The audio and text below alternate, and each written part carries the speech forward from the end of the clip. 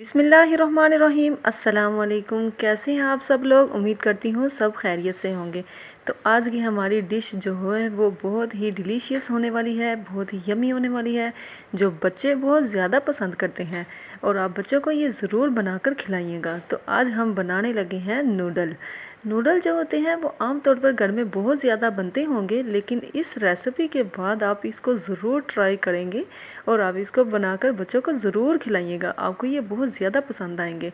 तो सबसे पहले हम एक फ्राई पैन लेंगे, उसके अंदर हम ऑयल ऐड करेंगे। ऑयल ऐड करने के बाद हम कटी हुई प्याज डालेंगे।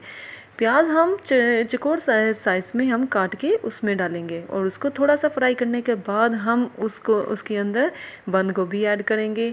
बंद गोभी ऐड करने के बाद हम उसको थोड़ा सा और फ्राई करेंगे। फ्राई करने के बाद हमने प्यारी प्यारी कटी हुई टमाटर इसमें ऐड कर दी हैं। टमाटर ऐड करने के बाद अब हम देखेंगे कि हम क्या ऐड करने वाले हैं। ये बहुत ही मज़ेदार रेसिपी बनती है, आप अपने बच्चों को ज़रूर बनाकर खिलाइएगा। और अगर अभी तक आपने हमारा चैनल सब्सक्राइब नहीं किया तो सब्सक्राइब ज़रूर कर दीजिएगा और बेल आइकन को बजाना ना भूलिएगा। तो अब हम इसमें ऐड करेंगे सबसे पहले लाल मिर्च, सुरख मिर्च जो होती है घर में आम तौर पर इस्तेमाल की जाती है, और नमक ऐड करेंगे। नमक ऐड करने के बाद हम इसको अच्छी तरह से मिक्स करेंगे। मिक्स करने के बाद अब हम यहाँ पर अपने नूडल को और भी ज़्यादा मज़ेदार बनाने के लिए हम इसमें ऐड करेंगे शिमला मिर्च।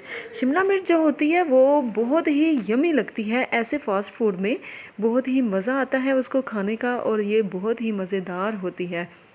अच्छा, शिमला मिर्च को यहाँ पर डालने के बाद हम इसको थोड़ा सा फ्राई तो करेंगे, लेकिन इसको हम ज़्यादा फ्राई नहीं करेंगे यहाँ तक कि वो अच्छी तरह पक जाए। उसको पकाना नहीं है ज़्यादा। शिमला मिर्च अगर थोड़ी थोड़ी सी कच्ची रहे ना तो बहुत ही मज़ेदार टेस्ट देती है। अब हम इसके बाद इसके अंदर थोड़ा सा पानी ऐड करेंगे। थोड़ा सा पानी ऐड करने के बाद हम अपने कनौर के नूडल ऐड करेंगे और हम इसको ऊपर से ढाँप देंगे। अच्छी तरह ढाँपने के बाद ये अपनी भाप में ही बनेंगे। अपनी भाप में बनने का मतलब ये है कि ये बहुत ही मज़ेदार, जब अपनी चीज़ अपनी भाप में बनती है तो उसका जायका और भी ज़्यादा मज़ेदार होता है। तो और भी ज़्यादा मज़ेदार जायका करने के लिए आप इस ट्रिक को ज़रूर ट्राई कीजिएगा।